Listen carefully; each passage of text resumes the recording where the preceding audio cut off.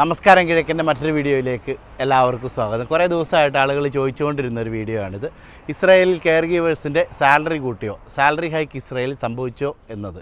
യഥാർത്ഥത്തിൽ ഏപ്രിൽ 1-ാം തീയതി മുതൽ സാലറി കൂടിയിട്ടുണ്ട് എല്ലാവർക്കും തന്നെ.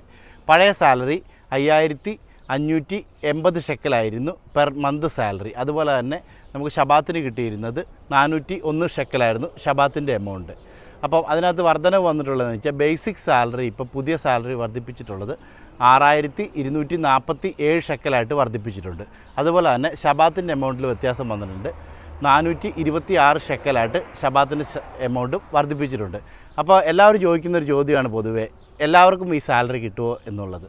ശരിക്കും പറഞ്ഞാൽ ആസ് പെർ ദ റൂള് എല്ലാവർക്കും ഈ സാലറി കിട്ടിയിരിക്കണം.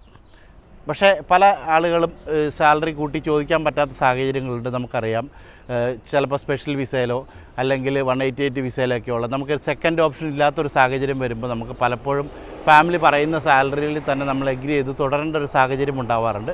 പക്ഷേ പുതിയതായിട്ട് വരുന്നവർക്ക് ഒട്ടുമിക്ക ആളുകൾക്കും തന്നെ പുതിയ സാലറിയാണ് കിട്ടാനായിട്ട് സാധ്യത. കാര്യം എന്ന് വെച്ചാൽ ഇസ്രായേലിൽ റൂൾസൊക്കെ ചേഞ്ച് ആയിക്കൊണ്ടിരിക്കുകയാണ്.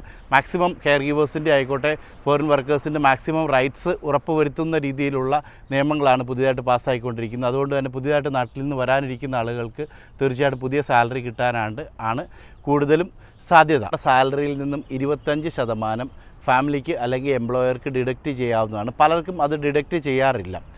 25% നമ്മുടെ ഡിഡക്ഷൻ വരുന്നത്.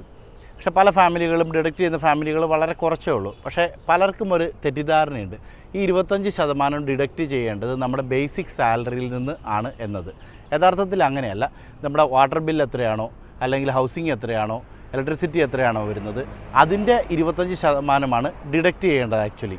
അപ്പോൾ അങ്ങനെ വരുമ്പോഴത്തേക്കും എല്ലാ മാസവും ഇതിനകത്ത് വ്യത്യാസം വരുന്നതുകൊണ്ടും ഒട്ടുമിക്ക ഫാമിലിയും 500 ഷെക്കലിനും 600 ഷെക്കലിനും ഇടയ്ക്ക് വരുന്ന ഒരു എമൗണ്ടാണ് ഡിഡക്റ്റ് ചെയ്യാറ്.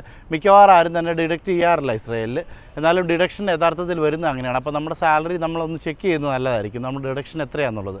ഇപ്പോൾ ചിലപ്പോൾ ഫാമിലിക്ക് അറിയത്തില്ലെങ്കിൽ ചിലപ്പോൾ ഫാമിലി നമ്മുടെ ബേസിക് സാലറിയിൽ നിന്നായിരിക്കും 25% ഡിഡക്റ്റ് ചെയ്യുന്നത്. കാര്യം എന്ന് വെച്ചാൽ ഈ ഡിഡക്റ്റ് ചെയ്യുന്ന ഫാമിലികൾ എപ്പോഴും തന്നെ ചൂണ്ടിക്കാണിക്കും, ആസ് പെർ റൂൾ ഇത്ര ഡിഡക്റ്റ് ചെയ്യാൻ പറഞ്ഞിട്ടുണ്ട്, അതുകൊണ്ടാണ് ഞാൻ ഡിഡക്റ്റ് ചെയ്യുന്നത് എന്നത് ചൂണ്ടിക്കാണിക്കാറുണ്ട്. അപ്പോൾ അതെല്ലാവരും തന്നെ ഒന്ന് ശ്രദ്ധിക്കുക.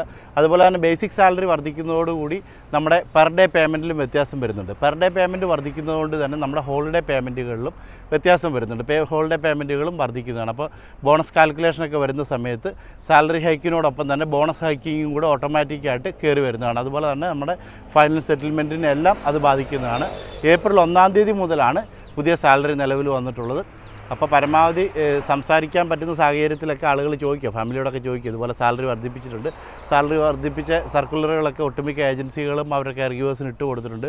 അതുപോലെ തന്നെ ഒട്ടുമിക്ക ഏജൻസികളും ഇപ്പോൾ പുതിയ സാലറിയെ പ്രൊമോട്ട് ചെയ്യുന്നുണ്ട്. പണ്ടൊക്കെ എന്ന് വെച്ച് കഴിഞ്ഞാൽ സാലറി കൂടിയാൽ ഏജൻസി പറയായിരുന്നു സാലറി ഒന്നും കിട്ടത്തില്ലെന്നൊക്കെ പറയായിരുന്നു. പക്ഷേ ഇപ്പോൾ ഒരുപാട് ഏജൻസികൾ സാലറികളെ പ്രൊമോട്ട് ചെയ്യുന്നൊരു സാഹചര്യം കൂടിയാണ്.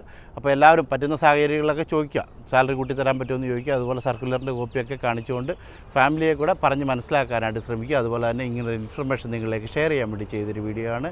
നന്ദി, നമസ്കാരം. നിങ്ങൾക്ക് ഈ ചാനൽ വീഡിയോസ് ഇഷ്ടമാകുന്നുണ്ട്, ചാനലൊന്ന് സബ്സ്ക്രൈബ് ചെയ്യുക. നിങ്ങളുടെ വിലയേറിയ അഭിപ്രായങ്ങൾ കമൻറ്റായിട്ട് രേഖപ്പെടുത്തുക. നിങ്ങളുടെ കൂട്ടുകാർക്കായിട്ട് ഷെയർ ചെയ്ത് കൊടുക്കുക. താങ്ക്